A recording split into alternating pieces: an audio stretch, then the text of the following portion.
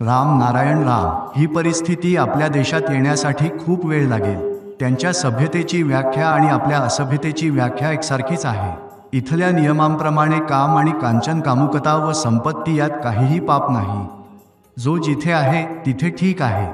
तिथेच 6 लोक 6 मुलांना घेऊन गेले. हा त्याचा मुलगा आहे, तो त्याचा मुलगा आहे. मी विचारलं, भांडण होत नाही का?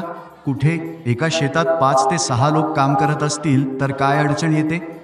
ही जमीन आहे, इथे आपण सगळे शेती करू, खाऊ. तुमच्या देशात असं नाही. आपल्या देशात असं केल्यास मार खावी लागेल. जे गेले होते त्यांना बसवलं गेलं, त्यांना फुलं देण्यात आली. त्यांनी ती फुलं घेतली. त्यांनी मला सांगितलं, लग्न झालं, आता मला दे. मी म्हटलं, तुझं लग्न झालं आहे.